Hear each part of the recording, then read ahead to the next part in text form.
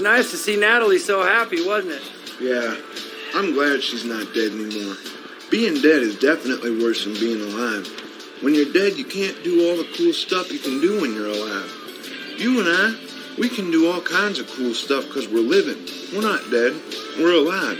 If we were dead, we wouldn't be able to do all the cool stuff we can do because we're alive. Dead people can't do cool stuff. Only people that are alive can do cool stuff because they're living. And you have to be living to be able to do cool stuff. You have to be alive. Yeah, except when you're alive, sometimes bad stuff happens too. Like sometimes you can get in a car wreck, or you can have a headache, or twist your ankle, or even stub your big toe. So being alive's kind of hard too, but I think it's definitely better than being a dead. Type beautiful woman in Google Images, honey. Then you can talk to me. If you're gonna break the law, do not write a check. Mr. Dynamite, the amazing Mr. Please Please himself, the star of the show, James Brown and the Famous Flame. Hello and welcome to All of the Above. I'm James Brown. Thanks for joining me. You can support my work at jamesbrowntv.substack.com or by liking, sharing, and subscribing. This is a show where we discuss ideas, big and small, with people doing fascinating things, like today's guest, Steve VanDeWalle. Am I pronouncing that right, Steve? You are. Steve VanDeWalle, that's right. He's a serial entrepreneur and host of Cannabis Cum Laude, a show about, you guessed it, pot. Steve, welcome to the program. Thanks so much for having me. It's great to see you again. Great to see you again, too. Which came first, marijuana or business? Business, actually. It goes back about 10 years at this point, man. I'm getting old. I finished up my MBA maybe like 2015 or 2014 and got the entrepreneurial bug. I started in men's clothing, doing subscription e-commerce, men's t-shirts, tank tops, stuff like that, very basic, non-branded clothing. That transpired into a couple of things over the years, consulting. You know, I was in that point as an entrepreneur where I was trying and failing and trying and failing and just had all these ideas. And that's just kind of that's what you do. You know, you just kind of grind it out until you figure it out, until something sticks. And, you know, probably like 6 years into that journey, I started learning about this new molecule called CBD. You know, it came with the emergence of the 2014 Farm Bill, which legalized hemp as a agricultural commodity. And what we realized is when you grow hemp, which is really just marijuana with less than 0.3% THC in it, it grows inversely high in a molecule called CBD, cannabidiol. That was the new hot cannabinoid. And kind of funny, right around that time, I was taking a whole prescribed regimen of pharmaceutical drugs to manage anxiety and insomnia and depression. And it was really doing a number on my brain. Started to have mental health issues. I just started to kind of spiral in a downward direction. And right around that time, I had a friend who was a nurse practitioner who had gotten, you know, kind of an early jump in the CBD industry and said, hey, you know, there's this new cannabis molecule out there. You should try it for sleep. It's, you know, it's early research, but this is something that people are saying they're using for sleep. So sure enough, I started using it, and within just a little over a month, I was able to take myself off of 90% of the pharmaceuticals I was on and had really no negative side effects from it at all. And I spent the year after that really diving into the research of what exactly was a cannabinoid. You know, what are all of these cannabinoids and molecules, and how do you grow them, and how do they, you know, become, you know, what they are in the cannabis plant, and understanding the endocannabinoid system in the human body. And it was this whole universe of knowledge that I was just becoming familiar with. And, you know, after I, you know, spent a whole year really learning and understanding, I launched my CBD business, Nestiva, which is really a company focused on health and wellness and creating and blending, you know, kind of combining the worlds of herbal medicine and cannabis medicine together to create natural products. And about that point when I was there, I always knew that the final transition was going to be into THC. I obviously didn't really know when that was going to happen due to the nature of, we were in the midst of still legalizing in New York State, and obviously the rollout of the licenses has been a bit of a debacle. But going back to our conversation that we had before we went on air, back in September 2021 is when I officially made that transition from CBD into THC and launched VanDeWalle, which is my craft cannabis brand. And really that's been my only focus now, along with the podcast. But, at this point, it's really developed into this amazing brand. I have an amazing team of people. And now we're in the process of raising capital in preparation to secure a micro business license, which I'm hoping is going to happen in the next few months. So congratulations. Thank you. It's been a long road. It was 90% struggle and figuring it out and trying and failing, but I guess I'm no different than anybody else, no smarter than anybody else. I just kind of was stubborn and took a risk and wasn't going to let anything, knock me down. And years later, VanDeWalle's really blossomed into this amazing thing. So yeah, it's been quite a ride, James. It's been quite a ride. There are two threads I want to pull out from your soliloquy there that I find really interesting and could help us as we pull apart this conversation. Sure. Let's start with the entrepreneurial bug. You chose to get an MBA not because you wanted to become an entrepreneur or because you wanted to become an entrepreneur. No, to be honest with you, I never ever anticipated owning my own business. It had never even crossed my thought once. I never had even planned on going to business school. I was a neuroscience undergrad at U of R, and I had only ever taken one economics class in my undergrad, which I got a C in. So I never thought I was even going to be ripe for business school. I was way behind. I never thought that was the direction I was going to go in. When I got out of college, I realized that, I didn't really know what I wanted to do. I didn't want to be in the natural sciences.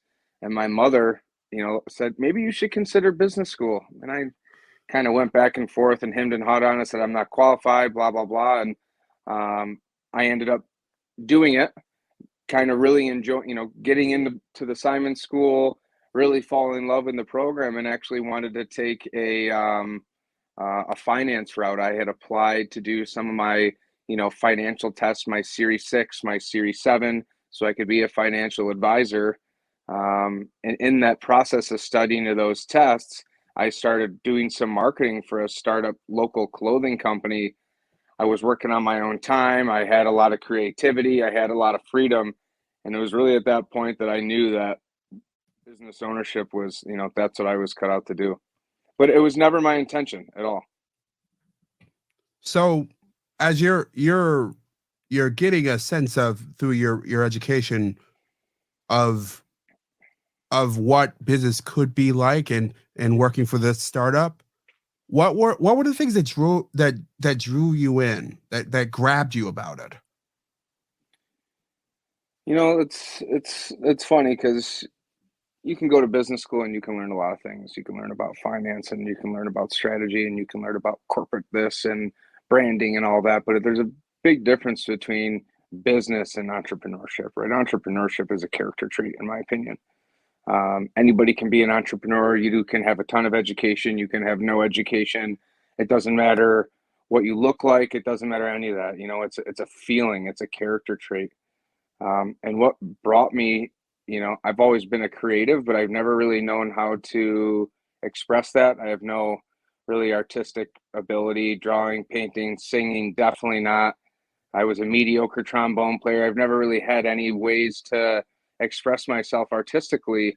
So I never really thought of myself as any sort of an artist, but the reality is I found myself being able to express myself creatively through business and through building relationships and building brands. That was something that I always had kind of stuck on, was, My first ever taste of entrepreneurship was with a fitness clothing brand.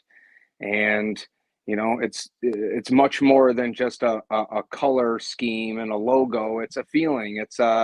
It encompasses the entrepreneur, and I knew that's what I wanted to do. I didn't really know at the time what field. I certainly never imagined in a million years I would be in cannabis. I wasn't even really a huge cannabis user growing up. Here and there, alcohol was always my vice of choice. But it was the freedom. It was the ability to express myself. I was in control, and maybe I kind of think I'm a little bit of a control freak now, but, I think I don't know. It was everything about it. It was a whole new lifestyle that I was always growing up. My family worked 9 to 5. My relatives, they worked 9 to 5. I didn't really know much about, anything else besides get up, go to work, do your thing, come home, have a couple hours a night, do that till you're 65, and then you retire and, ride off into the sunset. I didn't know anything else besides that. So when I started to realize, like, wow, there's life out of this rat race grind, and not knocking that at all. It's not, all bad. But as soon as I got a real taste of freedom, I was hooked, and I don't think I could ever go back. It's control, it's freedom, control over your destiny, over your days. What do you mean control over what? Control, yeah, all the above. I mean, time is very valuable to me. It's the most important thing. I think it's the most valuable thing that you have, and something that you can ever get back. And I wanted to make sure with the limited time that I had on this planet that I was doing something meaningful and something important and something that I liked. And, it's not like, I wasn't working a 9 to 5, so I wasn't putting the hours in. I was working, quite frankly, I feel like I've worked 24/7 for the last 10 years. You get to a point where that's just how your brain works, and your brain, my brain's become rewired to look at businesses and situations and, things differently. I look at the world much differently than I used to 10 years ago. And, I just think that's helped, I'm a product of my experiences now. I'm a product of my successes, and a lot of failures, more failures than successes, to be honest with you.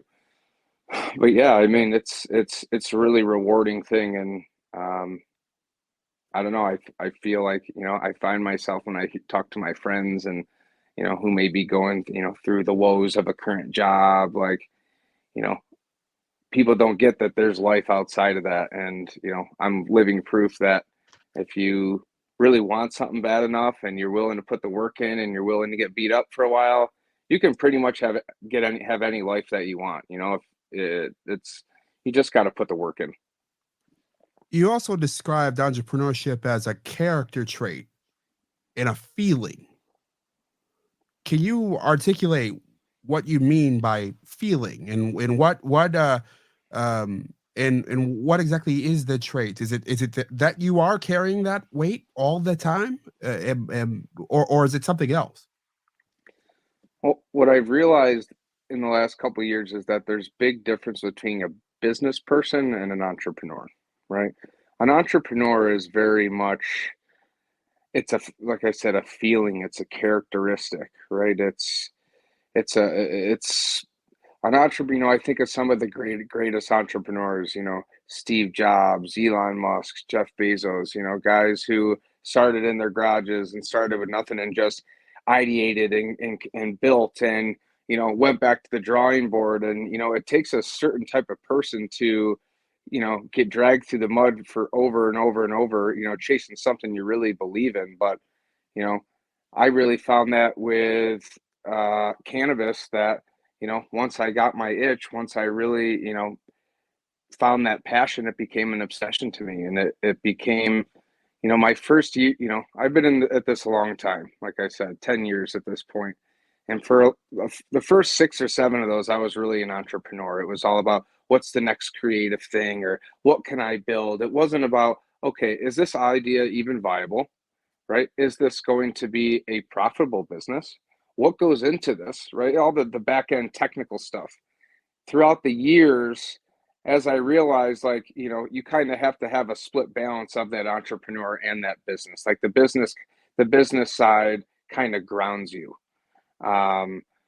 So I think, in my opinion, I think, be successful and to really be able to take something to the next level, you have to be a combination of both. You can't be all entrepreneur, because you'll end up, for me, I was just driving blind for years, chasing the newest shiny thing or the next idea. And it's not a bad thing, right? It's all steps to the next process or the next thing. But if you don't, like I said, you only have so much time on this planet. If you're not being smart with, okay, here's an idea. Is this viable? Yes. Okay, then what are the steps to go here? If you're not conscious with all that, you're going to spend a lot of time spinning your wheels and wasting time and taking 2 steps forward and 1 step back. So, long story short, I think, as I've gotten older and a little wiser, I guess, with a little more experience under my belt, I've realized that it really is a 50-50 combination of that creative, go-getter entrepreneur side, but also that, more rational, more pragmatic, more business side. And I think if you can balance the two is going to be a really, it's going to really increase your chance of success. You spoke highly of your time at the Simon School, getting your MBA. In hindsight, 10 years out, was that necessary? Definitely. I think that was one of the best decisions I ever made, was to go to the Simon School. It was so, I didn't know, I wasn't a straight A student in college. I like to have fun, and I kind of dicked around a lot, and I didn't do great. But I also had a hard time relating to the material, and I didn't find it super interesting. When I got to business school, it was much more practical and real world. Like, the things that we were studying were actually happening. It was real. I could see it, and it was real to me. It wasn't theoretical. It was real life examples. And a lot of the things that I learned in business school, you're not, to be an entrepreneur, you don't have to go to business school. Like, I got to learn about the technical side of business, which I think everybody should experience. Do I think it's necessary to be successful? No, but I think it surely helps. If you're looking at this lifelong path of A to B, where A is where you are now and B is, success, having things like an MBA or coaching or a mentor is just going to get you farther along that path. Are they necessary? No. But when we talk about time and a finite amount of time, every day is valuable. And I do think it is important to make sure that journey from A to B is most efficient. And I definitely think, my MBA from Simon School was a catalyst for that and has really helped me in the long run. You also spoke about your health and sleep in particular. Were you always having sleep problems? Or like, was it a lengthy period where you struggled with it? I'm a bad sleeper myself, by the way. It wasn't. I was given an Adderall prescription in my late 20s. And I do think that I've always struggled with ADHD, and I do have a diagnosis for it. I was never diagnosed in high school or college, so I never really had access to medication except the stuff that I took from my friends. So after I graduated, I ended up just going to the doctor and saying, listen, I've been taking ADHD medication from my friends. I'd like my own script so I know it's safe. Sure. So I started taking, Adderall, and man, it did help me focus. It helped me get more done in a day than I could in a week without it. But I started to have a lot of problems sleeping, and that led to a trazodone prescription. So yeah, I was studying during the day and trazodone was knocking me out. But man, I had a hard time getting up in the morning, and I started to, I don't know what it was about the combination of those drugs, but I started to feel real depressed and down. And then they layered on a Zoloft, prescription. Wow. So I was taking a whole bunch of Adderall and Zoloft and trazodone on a daily basis, and it did a number on me.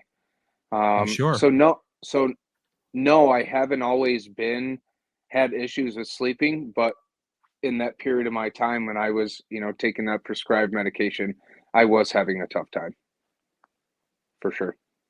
And the cannabinoid helped you get off those medications or get off some of those medications? What did you mean when you mentioned that? Yep. So the first night that I started taking CBD, I started breaking all my prescriptions in half. And within 40 days, I was able to take myself off all the trazodone and all of the Zoloft, and I went from 30 milligrams of Adderall a day to about 10 milligrams of Adderall a week, and have never looked back. Full transparency, I still do have an Adderall prescription, which it's maybe 5 milligrams a week when I really, really need it. But in terms of prescribed pharmaceutical drugs, I'm all natural, baby, for the most part. I pretty much, just what kind of pissed me off about that whole thing was there was never a question was how's your diet? Are you exercising? How are your relationships? How are your stress management? It was, well, how much Adderall do you want? Well, and then you want this next pill, and then here's this next pill. It was never about how are your lifestyle habits? Are they causing these issues? Which they were. And that's, in my opinion, a lot of the time, poor lifestyle habits are a main driver of mental health and issues like that. And being in the cannabis industry and starting to look more at holistic health and wellness and understanding, having a better relationship with food and exercise, in conjunction with supplements and cannabis and CBD, I've really built fitness and wellness into, as a pillar in my life and in my business. And I think, I always try to preach to people, cannabis, there is no such thing as a silver bullet, anything. And I'll be, as the biggest cannabis advocate in the world, cannabis is not a silver bullet. It's not going to solve all your problems, but it can surely help. And it can definitely help if you're doing other things in your life that are going to have a positive effect.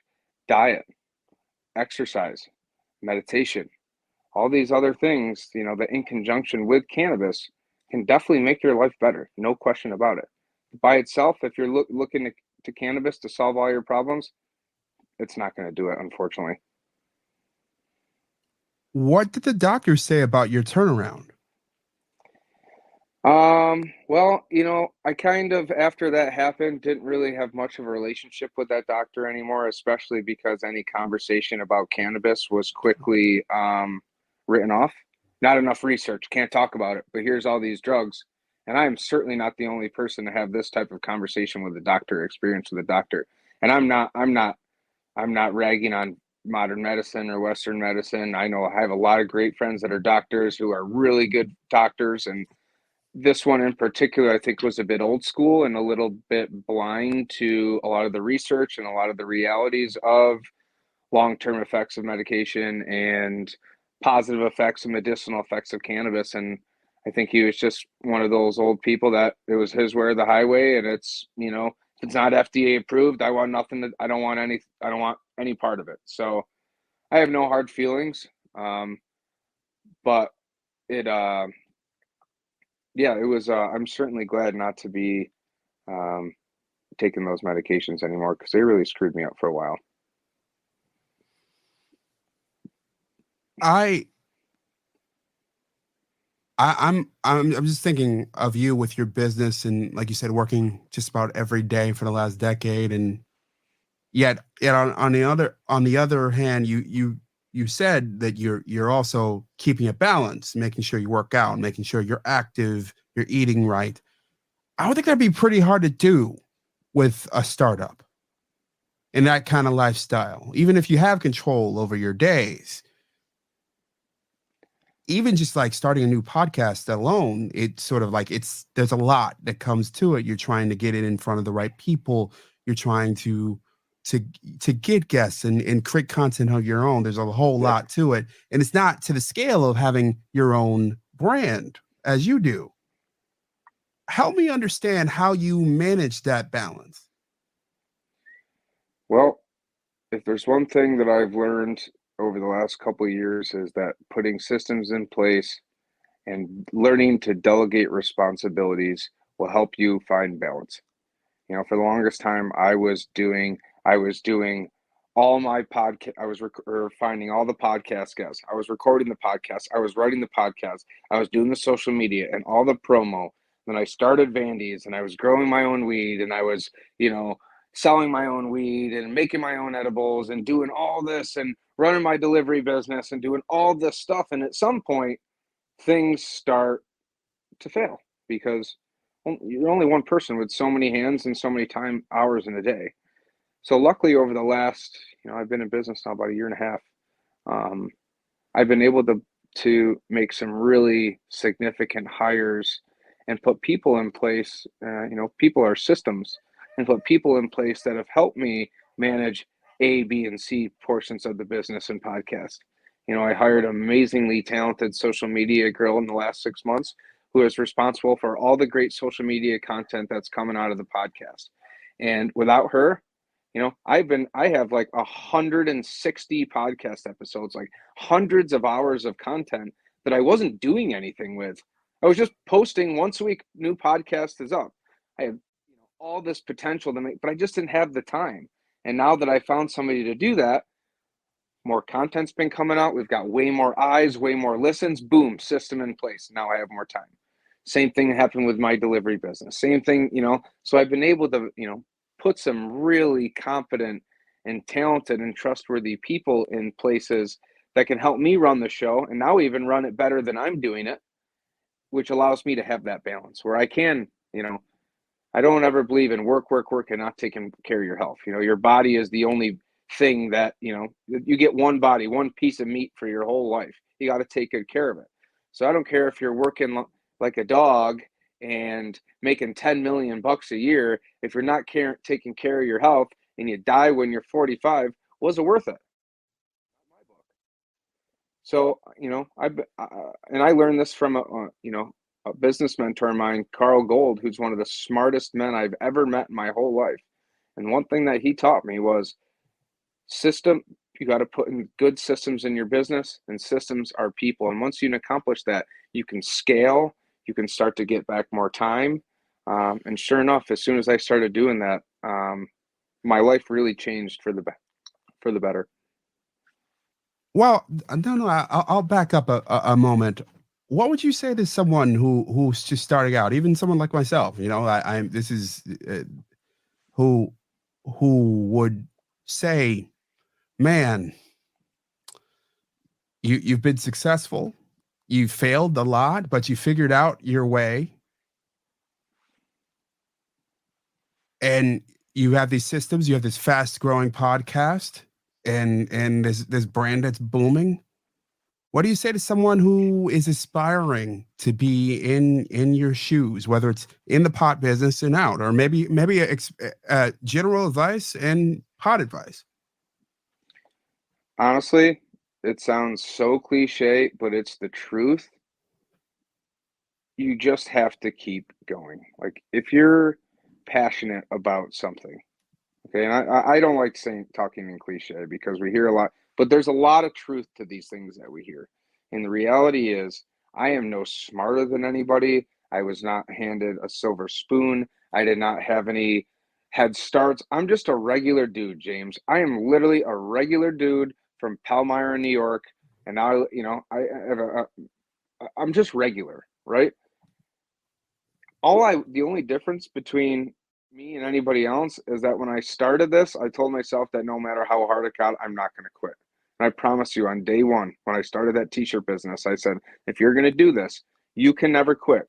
However, whatever it turns into, however it develops, I've been broke. I started my first business with $2,000 to my name and $95,000 in student debt and just an idea. And over the next couple, I had $0 in my bank account for like 5 years, like always living in the red, always figuring out just to keep my head above water, right? I was treading water for years. And there's times I wanted to quit. There's times I'm like, dude, what am I doing? Am I ever going to get here? I always get close and then I take 3 steps back, or something happens, or I run out of money, or I'm not feeling like I'm getting the support. Did you face that shit all the time? It's, you got this inner voice saying, you don't need to do this. You can quit, go get a cushy 9-to-5 job and live happily ever after. I had to talk myself off a lot of leverages over the year, James, and it's not easy. But it's, somebody who's starting out, it doesn't matter if it's cannabis or podcasts or t-shirts. If you love what you're doing, then do it. And then when it gets hard, just keep doing it and just get yourself wired that no matter what happens, no matter how hard it gets, no matter how fucking broke you are, no matter what, you're not going to quit. Because I promise you, and you can ask anybody that's been successful. There are people who are a billion times more successful than me. They'll tell you the same thing. Just don't quit. You know, I started listening to guys like Jocko Willink, who is a Navy SEAL, right? These guys are the most elite humans in the world. And some of those guys, they didn't come from, didn't come from some amazing gene pool, or they weren't growing in a petri dish. They're just regular men and women who were put through the gauntlet and never quit. The same goes for entrepreneurship. You want something bad enough, you want to be a Navy SEAL, you better make it through BUDS training. You want to make it through entrepreneurship, you better be okay with being broke for a while and having nothing for a while and I missed out a lot of things in my life. I couldn't, I never drove a nice car. I never went on fancy vacations. I never had expensive things, but I didn't care because I knew that there was plenty of that to come in my future. I just had to stay focused, and I just had to stay driven and motivated and never quit. And, my road was a long road. It was like 9 years before I really started to see success. Some people are shorter, some people are longer, but if you want it, you just got to keep going and you got to stay focused, right? The other thing about entrepreneurship, especially with me, it's easy to get shiny object syndrome, right? New idea pops in your head, something creative, a new opportunity, and that's great. That feels good to have that, but you got to stay focused because pretty soon there'll be times in my life, 5-6 years ago, I'd have 5, 6, 50% projects going at one time. You know what happens, James? None of them get done. And then you're like, oh shit, I didn't get anything done. I'm a failure. No, you just try to do too much. Now, my focus, Vandy's podcast. Anything else, just noise. And there will come a time where I start looking at other opportunities, but I say no a lot. It's Warren Buffett that says, there's an art of saying no and having control and learning to say no. I was a yes man my whole life. New idea? Yeah, I'll do it. Oh, you want me to do this for you? Yeah, I'll do it. I'm taking away my time, my brain capacity, so it really is about two things. This is from my own experience. Perseverance. Don't quit ever, no matter what. If you want it, because let me tell you, quit one time, it's over. Then it'll be easy to quit a second time. And then there's just no going back. So as long as you tell yourself, don't fucking quit, you won't quit and you'll get there. Second of all, you have to learn to stay focused. Okay. Eyes on the prize. You want to be a professional podcast, James, you focus on podcasts. You wake up, you think about podcasting. Throughout the day, you think about what are you going to do every day that's going to make your podcast better? What am I going to do every day that's going to make my pop brand better? And that's it. And then once you get to a point where you can put systems in place, maybe you hire somebody to take over the All of the Above podcast, or maybe you hire somebody to do, recruiting the guests or doing the production. Now you got a little bit more time. Now you can focus on Project B. But until you can get those systems in place for this main project or this main goal, stay focused. And I'm telling you, you combine both those things, perseverance and focus, you can get there.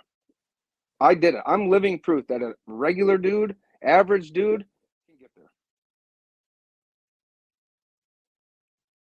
Well said. Well said. I want to pivot to your podcast because I find this interesting. It's an interesting deep dive, right? You are it's the classic narrow and deep. You've talked to people for, as you said, 160 hours about marijuana. Are there lessons that stand out from you? Are there episodes that stand out to you? Man, a lot. I honestly, the podcast has just been one of the best experiences for me because I love learning. And the thing about cannabis, I'm a firm believer in the most valuable people in any industry are those who know the most. And I knew that, there's so much to learn. I've been studying this industry every day and pretty much only focused on cannabis for the last 4 years. And James, I'm telling you right now that every single day I still learn something. This is a new universe. And it's completely, for the most part, unexplored. So for me, I get to kind of kill two birds with one stone. I get to talk to some brilliant people for a hobby. I get to ask them whatever I want. I get to learn from that. Every time that I'm getting I don't know if people realize I get to sit down and get a 1-hour lesson from a really smart person and ask them whatever I want, whatever's in my brain. What do I want to ask them? And second of all, I get to build relationships with these amazing people. Podcasting, as I'm sure you can attest, it's a great networking and networking tool, because every episode, hey, can you maybe introduce me to somebody who you would think is really valuable? Or, hey, I know somebody from another episode that you should talk to. Maybe there's some synergy. So absolutely, every single time I learn something, right? And the cool thing about the podcast is like, I'm asking people and having conversations about things that I'm genuinely interested in. It's not just, oh, let's create a podcast and shoot it just to have content. No, all these episodes, every episode I've ever done has been intentional, right? What do I want to learn? What's relevant? What's prevalent right now? And it just so happens, when you do that over and over, you can create a ton of content. You can build a great large network. And it's just been a really fantastic platform for me and my personal brand, and obviously the podcast and, my cannabis brand, but really it's been a great platform for my guests. I can't tell you, I've had countless opportunities where, a friend of mine who, for example, was starting out cannabis lawyer. And after the podcast, a huge opportunity fell into her lap. She got a little bit more visibility. For me, I love helping people. And if I can, have a podcast and I get to ask a bunch of questions about things that I'm interested in, and it turns into something great for them, doesn't get much better than that. New York and marijuana. You're not the first person to tell me that, boy, they fumbled it so far. Yeah, that's yeah, I know. And it's been fumbled. It's been fumbled and fumbled again. And it's so frustrating. And I try to be positive, but it's just this could have been so easy, James. This could have been so easy and so well executed. And literally, it's rare that you have an opportunity where everybody wins, right? And I'm not just saying that as like honky-dory, positive Steve, everybody wins. No, there is a real opportunity for small business owners and business owners in general in the industry to win. There was an opportunity for consumers to win, and there was an opportunity for the state to win in terms of social equity and tax generation and all those things that they wanted. But it's no fault to anybody's. The OCM, the Office of Cannabis Management, people throw a lot of stones at them. And it's not Chris Alexander's fault. It's not Tremaine Wright's fault. It's not anybody's fault, right? This is nobody's fault. That's a complicated job. But the reality is this is not unique to cannabis. New York is exceptionally bureaucratic. And it's in the name of democracy, right? Which I understand. But every regulations package needs a 60-day comment period, followed by a 60-day comment period, followed by a 45-day comment period, followed by, it's been over 2 years since the bill passed, and we got 6 dispensaries in the whole state of 9 million people. We got 250 farmers, 8 dispensaries. There's a lot of people that are going to get hurt from that. And there's a lot of people like me, really qualified, established businesses and brands sitting here for 2 years, watching from the sideline, wondering, it's been legal, but it's not legal for everybody. When are we going to get our turn? And rather than the state finding people like me and saying, hey, Steve, I lost you. Steve? oh, sorry. Are you back? I'm back. Sorry, somebody called me. No worries. Shut the camera. And we're over 2 years past the rollout of the industry. And listen, James, I would understand if we were the first to second market and we were fumbling our way through being a first mover. That's okay. Then we can make mistakes. But it's been 15 other states before us that have legalized. And that's 15 case studies that we can look at and say, hey, that worked really well. That didn't work well, like over taxation and over regulation and, blah, blah, blah. Even back in my advocacy days when I was in Albany every other day, talking to the Congress people, talking to the senators, saying, avoid doing this because these states did it and it's been catastrophic. And you know what happened, James? They did what they did what those states did. So it's like we had this opportunity. It was served to us on a golden platter, and it's been fumbled.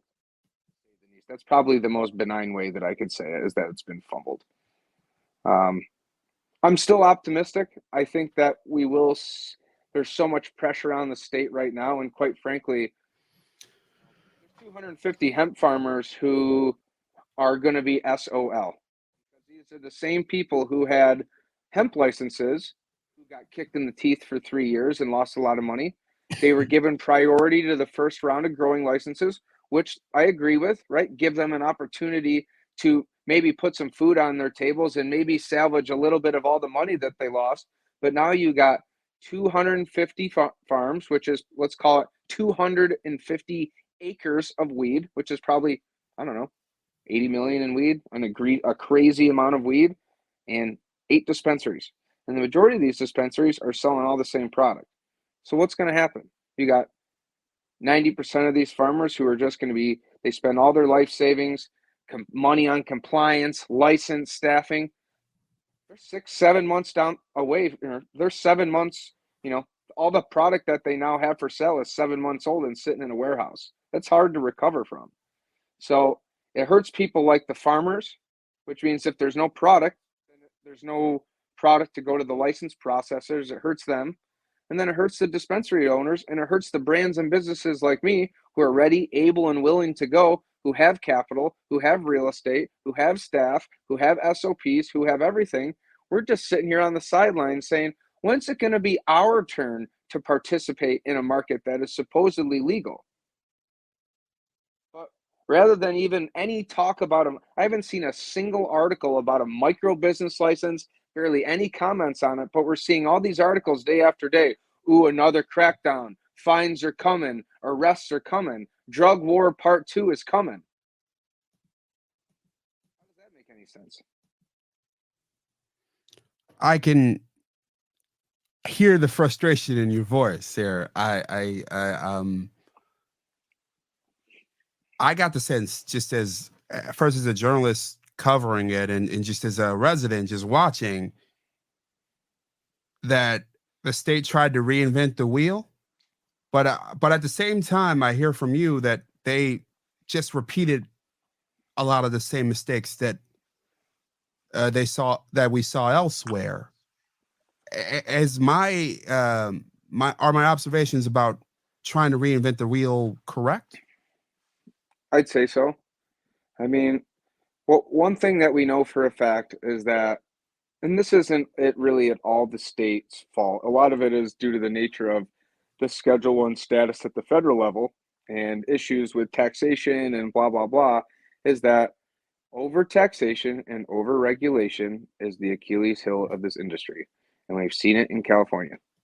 And for the longest time, and I'm guilty of this too, we thought that a lot of this industry consolidation and downfall of the small craft farmer was a byproduct of the large corporate multi-state operators coming in and crushing everybody with economies and scale and buying up all the distressed licenses and wiping out the small farmer. That is happening. That's not why it's happening. There's a step before that we're not talking about and that we weren't talking about, and that is over taxation, over regulation, and high barriers to entry make it very difficult for small businesses to survive. There are some that do, but for example, I'm going to be applying for the smallest license, right? The micro business license, which has a cap of 3,500 square feet of flowering canopy, right? That's like a good sized house. That's not a lot of square footage, right? Shouldn't be a huge barrier to entry. Just to build a facility that meets the compliance standards, that is all equipped, $1.5 million. Now, I'm lucky enough where I've been in business for a long time. I've made a lot of good connections. I have been in the raising capital process. I understand how it works. I was formally taught about this process in business school, and I'm somebody that can probably go out and raise this money and have raised this money. But there's a lot of people who've been operating in the legacy market, great people, hardworking people, been doing this a lot longer than me, that may not have all that information or knowledge on how to go raise $2 million to build a building and understand the tax liability, or even how to structure a deal that's not predatory to them. It should be as easy as if I can start a little garden or a fruit stand in my backyard, or if I can start, a home hair cutting business or any sort of business. Why can't I do that with cannabis? This is a business where people have been making a living for decades in garages and in their basements. You don't need 50,000 square feet and $50 million in investment capital to win in this industry. Quite frankly, that's a one-way ticket to losing. Super high startup costs are going to kill people. It's going to drown out businesses. Why can't my buddy down the street, who's got 8 lights in his basement and makes his own hash rosin out in his garage, why can't he operate? Maybe he'll only ever make $100,000 a year, but that's all he wants to make. Why does he got to go out and, pay 15 grand for a license and, raise all this money and go through all this stuff?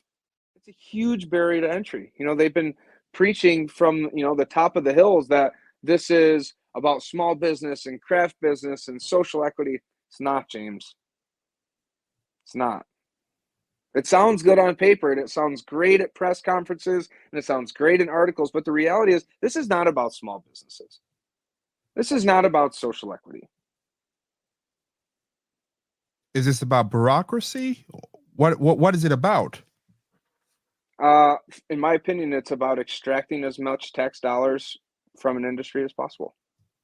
I mean, the cannabis industry is being looked at right now like gambling, like a way to improve the states and the federal government's financial position. It makes a lot of money, but now it's at the expense of the business owner. It's at the expense of the consumer, and really the only, there's just been a lot of lip service, I guess what I'm saying, and a lot of things that were preached and a lot of things that were made to seem like focal points of this industry, small business, craft, social equity. In my opinion, I think it was all smoke and mirrors, because at the end of the day, I've built pretty much my entire platform on as a micro business advocate, because I know that the micro business license and one's ability to vertically integrate on a small scale is where the industry is going to win. I mean, you've driven down Seneca Lake or Cayuga Lake before, right? Winery, brewery, Sure. winery, right? Sure. 100 of them, and they're all thriving. All small. They all have their own niche. They all have their own products. They're all collaborating in some way, shape, or form, and they're driving a ton of agritourism to the area. And they're small, some bigger than others. Why would cannabis be any different? Cannabis the margins on cannabis compared to wine are night and day. So why wasn't that the first step? If it was really about small business and all that, why wasn't the micro business the first license to come out? If you really wanted to get legacy operators and small businesses in, why was that license not out yet? Why isn't it not out now? When is it coming out? Nobody knows. I try not to get frustrated. I try to, be positive and try to be optimistic. But, I sat back, and I've been doing this for a long time. And I keep hoping that it's going to be, maybe I just feel like I've been spending my last 4 years waiting, sitting back and waiting for nothing to really happen. So I'm hoping that that's going to happen this year. I really do. There's rumors going around that we're going to see this license in September, and I'm hopeful. But that hope doesn't come without significant and well-deserved frustration. I'll ask you a lighter question. Pot, weed, marijuana, cannabis. Do you have a preference on the word we use for it? Cannabis. And why? Cannabis. Well, first of all, The word marijuana does come with racial undertones, racist undertones. It's just something that we've learned. The term marijuana was used to stigmatize, Black culture and Mexican culture. And even though most people don't even realize that, and they just use the word marijuana because that's what they grew up with, there's really a lot of people, older family and friends of mine, and people that are younger still say marijuana. They're not saying it with racist intentions by any means. I know that for a fact. But as the industry develops, our language needs to develop too. And I just think if we want to be considered, a legitimate industry like anything else, we need to, use language that helps us get there. So I always tell people, cannabis is definitely my word of choice. Any famous last words? No, I really appreciate you, covering the industry as well as I have over the last couple of years. It's been great getting to know you. I'm so pumped for you that you got a new show, and I feel really honored that you invited me on here. And man, I hope you crush it in your new endeavor. I really do. Thank you for coming and for your kind words.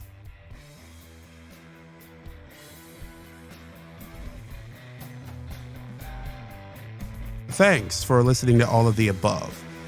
Let me know what you think wherever you're listening, and do me a favor, tell a friend. You can follow my work at jamesbrowntv.substack.com. This is a people-powered enterprise, so if you can, subscribe. All subscribers in the first 60 days of the show will get 20% off for life. One of the perks of the show is an after show. Steve will join me for a game I call 10 the Hard Way. Thanks for listening. And as always, be well.